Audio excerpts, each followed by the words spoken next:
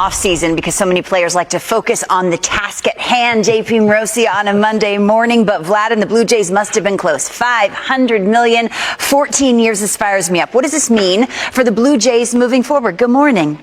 Lauren, good morning. This is a huge day for the Toronto Blue Jays, a team that, as we know, they've been courting major free agents each of the last couple of seasons, whether it was Otani or Soto or Burns or Sasaki.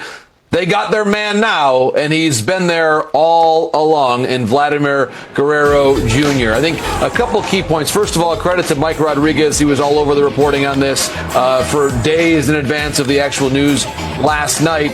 The no deferrals is a big piece of this entire equation. I think that was probably the thing that got this over the finish line.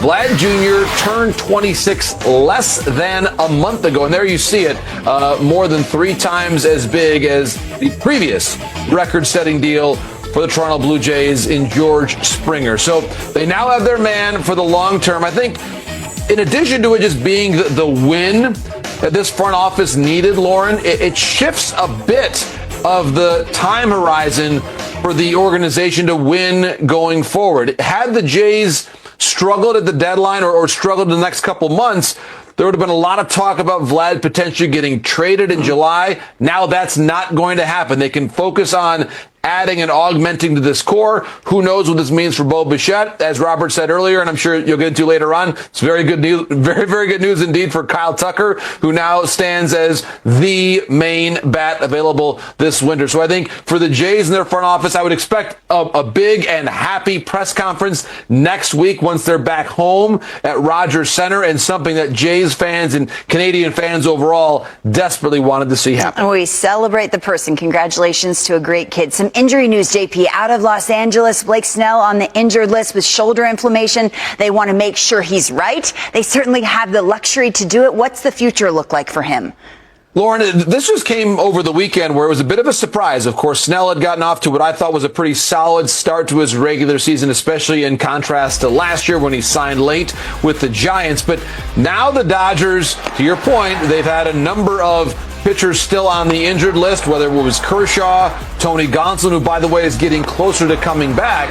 But in the near term, they'll have to probably dip down to Oklahoma City and find some options there, whether it's Robleski, Knack, probably not Bobby Miller this time around, but someone that could certainly make an impact on their club as the year goes along. But there you see the right-hand side of your screen now, Lauren. Seven starting pitchers on the injured list. And of course, that doesn't even include Otani, who, according to Bill Plunkett's probably a couple months away from his season debut on the mound. So a tough weekend series for them, one they certainly could have won against the Philadelphia Phillies. But for now, I think a lot of focus on how they're going to plan things out. And the key thing, Lauren, I think this is probably the most important point of all on the Dodger rotation. With both Sasaki and Yamamoto, they're not exactly going at every 5th day because the Dodgers trying to watch their innings and pitch counts. And Dustin May, who's been off to a phenomenal start, again, he will go today, but they're going to be very careful, I think, with his innings too. So it's not just the fact that Snell is now on the IL, it's that he was supposed to be one of the guys who gave them an every 5th day type of a start. Sure. And now they're going to have to call upon that depth earlier than expected. Still options, great options in that rotation. You could say the same about Jack Leiter and the Rangers. A blister on his throwing hand. We've seen this before. They want to get it completely healed, but it takes longer than expected. What do you know?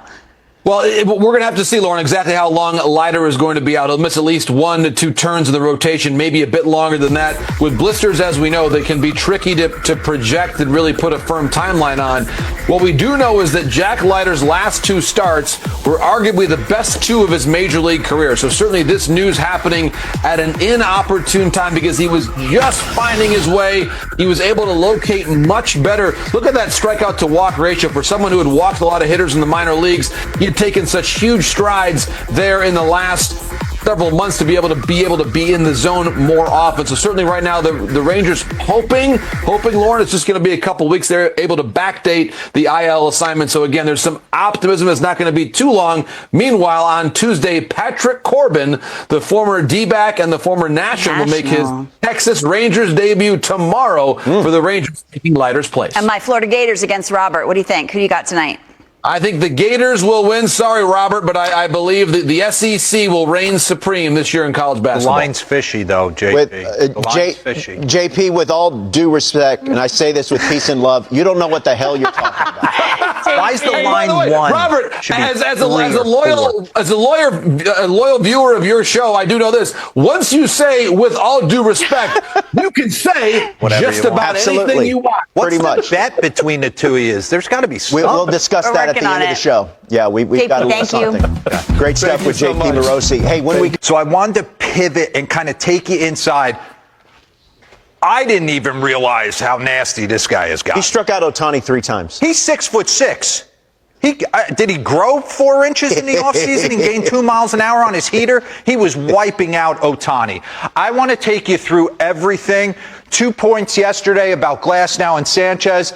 And let's go back. I want to take you to Roki Sasaki right here. I want to dive in right here. Because his pitching line on Saturday, he went 4 innings, 3 hits, 1 run, 2 walks, 4 Ks. Pause this for me real quick. He had a nice start in Japan. They are really easing him in. This is a work in progress. But what I see from him is he has a tendency to give hitters non-competitive pitches. When you watch him on video, when guys are just missing inch or two off the plate, you have to pull the trigger. You end up coming outside the zone. That opens up his split. It opens up his curveball. But if you know a guy is just non-competitive with some of his stuff, all you have to do, easier said than done, but you could set your sights just middle. You don't have to split the plate in half. You don't have to sit pitches because he can't command anything. So when a pitcher's struggling like that, kids at home, middle. He's not looking to locate anything. So this was in his start at home where he got roughed. He didn't get roughed up. He walked a lot and was out of there in the 2nd inning. Watch these pitches. They're not close. So you're spitting at that right out of his hand. Not close. Riley Green, he wanted to. Not close. A non-competitive pitch right there. So in order to get guys like Spencer Torkelson and some of the Phillies hitters to start pulling the trigger at what your dynamic pitch is, pause this. His dynamic pitch is his splitter and his big heater. So can we bring up the first board? Seth is on boards today. Absolutely nailed this. Roki Sasaki, season stats by start. 4-seam in-zone percentage. His first start, 43.2%. Then started to tick up a little bit. Yesterday, he was in the zone with his heater 71% of the time. And when that happens, you can start to get ahead, and then Austin Barnes and Will Smith can start to go to work.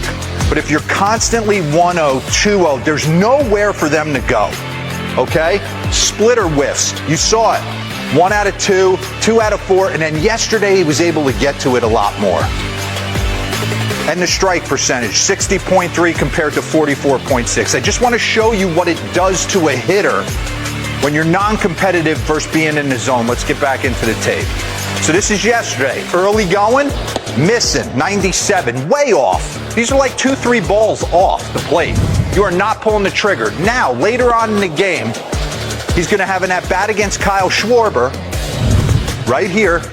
Watch this paint down and away. Boom, 97, strike 1. Go back out there again. Boom, strike 2. Now I can throw the split and I'm getting Chase. Because he's got to protect the plate. Nick Castellanos, I can throw an 0-0 breaking ball and get the call. Guaranteed he's swinging next pitch. Doesn't matter where it is. But if you're constantly 1-0, 2-0, and that's why I think for me with him, maybe it's mechanical, maybe it's too much respect for the league. Go get it. You throw 97 to 99. That's go an get it. Interesting point, Hero. You know? Yeah. Okay. Like I said, I didn't know this guy. We talk about Wheelers of the world and the Nolas, and Ranger Suarez is nicked up and they traded for Luzardo. Ooh. What I saw out of him yesterday, 9 punch outs. Let's get into it. 6'6", Good. very easy motion. He is not grunting to go get this. Simple, big extension. Pause. So in 2024, I wanted to go back and look at how he attacked Otani. He had 2 starts against Otani. June 10th and August 6th, if I'm not mistaken. I just wanted to see how Garrett Stubbs, the Phillies, JT Realmuto, how they wanted to attack Otani. Run this. And it was a lot of heater in. 94, 95, trying to get up under his hands.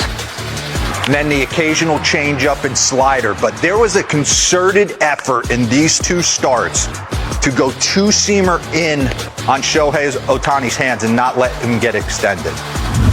So yesterday, first pitch of the game, I wanted to see how he'd attack him. Boom, heater in. We're not changing anything. Shohei had no answer for him. He's the first guy that I've seen Shohei go up and get in a box against that. He looks really uncomfortable. You see him on his front foot, he doesn't know what's coming. So he's presenting a massive problem for Shohei. Slider, changeup, 0-2. Now he can go anywhere. 96, he should have got the call right there. And then he goes, run that back. I want people to understand how hard this is. You don't see left-on-left changeups that often against a guy who could take you 500 feet. But he was feeling it. Look at that.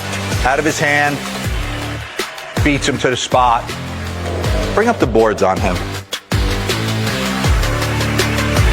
Pitch usage comparison last two seasons versus the Dodgers. He didn't really, he dumbed down his changeup a little bit. And the slider went up a little bit more yesterday. But he attacked Otani pretty much stock of what he did. Give me a hot change to the next one.